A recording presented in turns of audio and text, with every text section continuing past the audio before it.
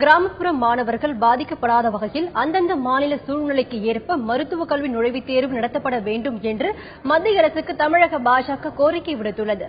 சென்னையில் செய்தியாளர்களிடம் பேசிய தமிழக பாஜக தலைவர் தமிழிசை சவுந்தரராஜன் இதனை தெரிவித்தார்.